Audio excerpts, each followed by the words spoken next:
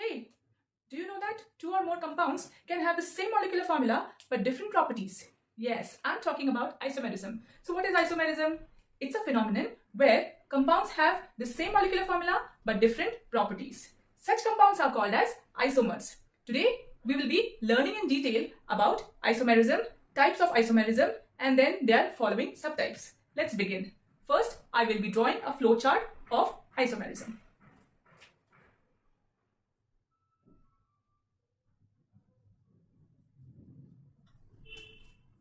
So isomerism is classified into two major types: structural isomerism, stereoisomerism. Then structural isomerism is classified into following types. First, chain isomerism. Second, position isomerism. Third, functional isomerism. Fourth, metamerism. So here I'm going to mention a special and advanced type of structural isomerism, that's tautomerism.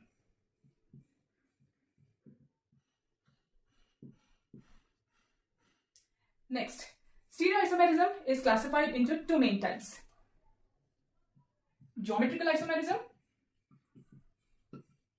and optical isomerism. Further, geometrical isomerism is classified into cis and trans isomerism. So let's begin with these concepts one by one. We're going to begin with structural isomerism and the following types with examples.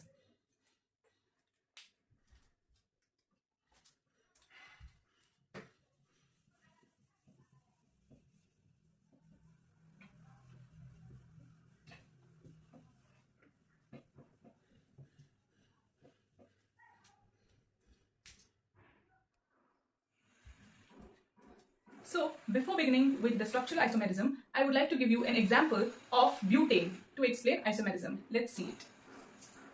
So we have two different forms of butane. One is N-butane and isobutane. Okay. So I'm going to write the structure of N-butane: CH3, CH2, CH2, CH3. That is 4 carbon atoms. So C4. And 3, 4, 5, 6, 7, 8 and 10. 10 hydrogen atoms. So the molecular formula of N-butane is C4H10. Now I will write the molecular formula, or I will write the structure of isobutane.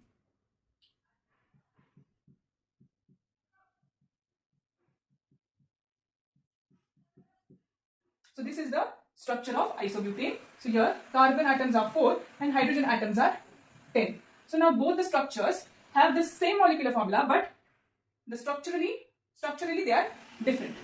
So these are called as isomers. Okay. So this is a straight chain molecule where the carbon atoms are linked in a straight chain. One carbon is attached to the second, second to third, third to fourth. Whereas this second example of isobutane is a branched chain. Where you can see one main chain, one main straight chain, and then there is a branching on one of the carbon atoms. That is, there is a CH3 group which is attached to one of the carbon atoms. So this is a branch chain. So this was an example of isomers. Now let's begin with structural isomerism.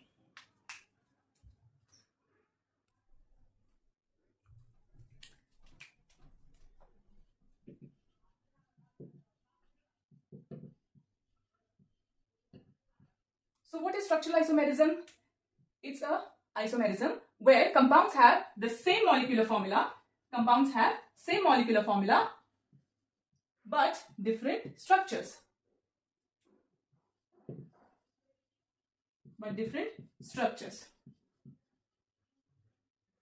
So we will learn structural isomerism types. So there are totally 5 types of structural isomerism which you are going to learn today. So the first one is chain isomerism. Let's begin chain isomerism with example. So what is chain isomerism? So the name chain explains you everything. Here the compounds have same molecular formula compounds have same molecular formula but different carbon skeleton.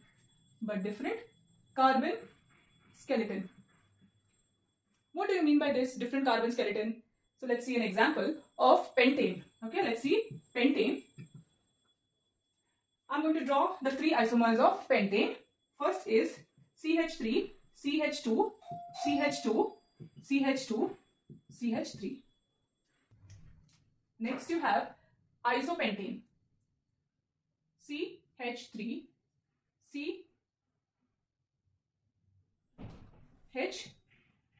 CH3, CH2, CH3. So this is the structure of isopentane.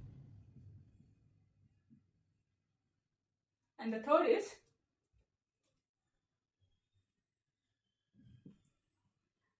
central carbon, then 4 CH3 groups surrounding it. So this is called as neopentane. It's called neopentane. So here are three isomers of pentane molecule. First is N-pentane, isopentane and neopentane. You can see that N-pentane is a straight chain molecule where carbon atoms are attached to one another. Then isopentane is a branch chain molecule where you can see branching. There is on one of the carbon atoms there is CH3 group attached, and in neopentane you can see high branching where there is one central carbon atom and then you have two CH3 groups which are attached to it. Okay, so this is your straight chain skeleton, and then here you have branching. So for branching you have two CH3 groups. So therefore it is high branched molecule. Now if you see the molecular formula of all the three, you will see that there are 5 carbon atoms. If you count the number of carbon atoms, so there are totally 5 carbon atoms and 12 hydrogen atoms. 3, 4, 5, 6, 7, 8, 9, 10, 11, 12. Same way, here in isopentane, you have 5 carbon atoms and 12 hydrogen atoms. And in neopentane also, you have 5 carbon atoms and 12 hydrogen atoms. So therefore, the molecular formula of all the three is C5H12, C5H12 and C5H12. Only the carbon skeleton is different. Here it is straight chain and in these two it is branching. So therefore, this is an example of chain isomerism. Now, if you have some more examples, you can write it in the comment section. Just write the name of the molecule. Now, let's start with position isomerism.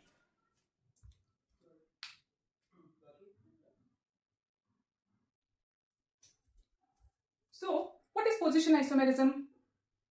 Yes, so the name position tells you a lot of things. So the compounds which have the same molecular formula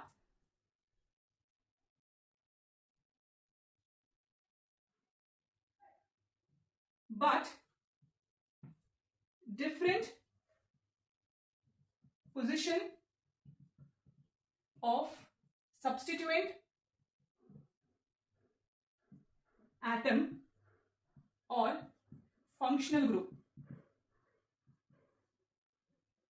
Okay, so position isomerism is a type of isomerism where the compounds have the same molecular formula but different position of the substituent atom or functional group. So what does it mean? Let's take an example of propanol. So propanol ends with OL, so it tells you it is a hydroxy compound. Propane, so it's a alkane, it's a kind of alkane. So let me draw the structure. CH3, CH2, CH2, OH, and one more CH3, CH, CH3, OH. So here are two different isomers of propanol. Okay, so here let me count the number of carbon atoms. 1, 2, 3. So C3. How many hydrogens? 3, 4, 5, 6, 7, 8, and this is 9. So C3H9. Okay, and there is one oxygen. Sorry, not 9, it is 8. Okay, so C3H8O. So this is the molecular formula of this structure and it is called as propane. So since OH is attached to the first carbon atom, so you will call it as 1, and then since OH group is present, you will put OL as a suffix. So propane 1-ol, and this is, let's see the molecular formula, 3 carbon atoms, so C3, and you have how many hydrogen atoms? 3, 4, 5, and this is 3, that is H8, and then there is 1 additional oxygen. So therefore molecular formula of both these structures are same, C3H8O. The name is propane 2-ol. Why 2? Because your OH group or the substituent group, or you can say functional group, is attached to the second carbon atom. So it is 2-ol. If I do the numbering, so this will be 1, this will be 2, this will be 3. So therefore it is 2-ol. So this was about position isomerism. Now let's learn functional isomerism.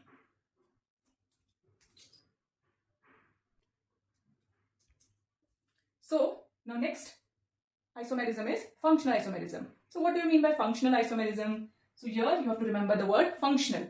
So compounds which have same molecular formula but different functional groups. So here the functional groups are different. So I have explained about functional groups in one of my videos. So I'm going to give you the link in the description box. Please go and watch that video so that the concept of functional group is very clear to you. Let's take an example of CH3, C, double bond O, CH3. So this is called as, I'll write the name later, CH3, CH2, C, double bond O, and H. Okay, so these are two different structures. Let's write the molecular formula. 3 carbon atoms, so C3, and how many hydrogen atoms? 6 hydrogen atoms, and there is 1 oxygen atom, so C3H6O. Same way here, 3 carbon atoms, hydrogen atoms are 6, and then there is 1 oxygen atom. So this functional group, that is C double bond O group, is called as a ketonic group. It's called as a ketonic group. Okay, so this is an example of ketone. So the name is propanone. Propanone. So we use ONE for the compounds which are ketones. Next, this one, here C double bond OH, this group is an aldehydic group. It's an aldehydic group. So aldehydic compounds usually end with al, Al. Okay, so this is propanal. Propanal. So since it is a 3 carbon compound, prop and propanal. Okay. So this was about functional isomerism. So if you see, the molecular formula of both the compounds are same, but structurally these compounds are different. So one is a ketone molecule and second is the aldehydic molecule. Now let's jump into the next type of isomerism, which is called as metamerism.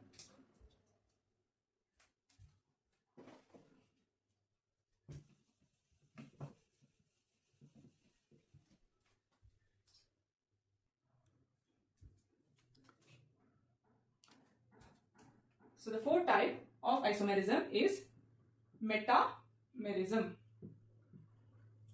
Now metamerism, what is this metamerism? So what is metamerism? Compounds which have the same molecular formula but different alkyl chains on the either side of the functional group. On either side of functional group. Now what do you mean by this? What do you mean by this? So let's take an example. Let's take this.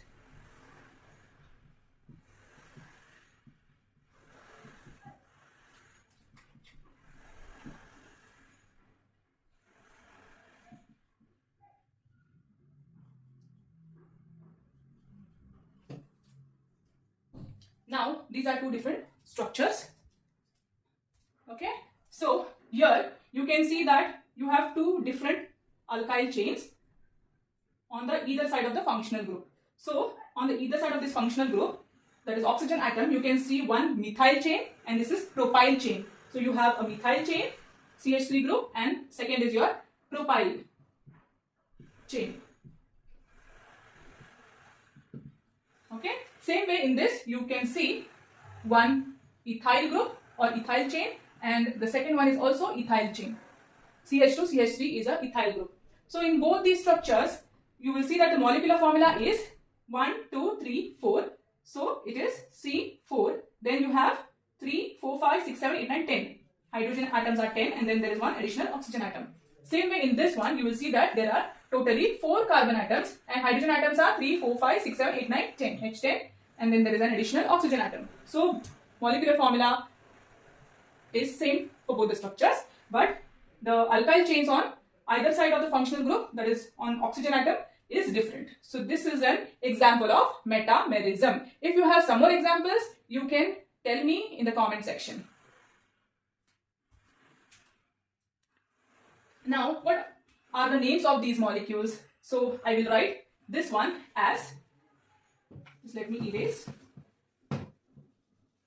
this. So this is, since a methyl group is present and this is a propyl group, so we will write it as methoxy. Oxy is because of presence of oxygen atom. So methoxy, and this is a propyl group. So propyl group will be converted to propane. So methoxy propane. What is this? It is, you can write the name of this structure again in the comment section.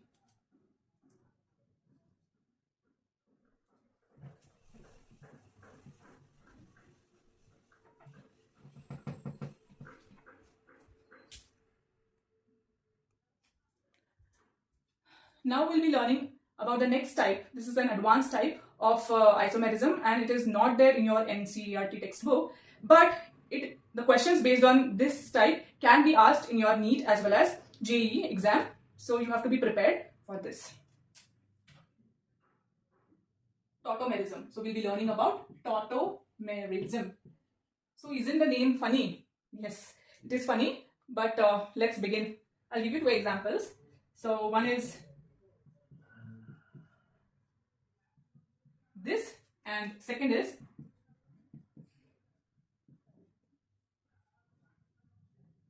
this. Now, these are 2 different structures.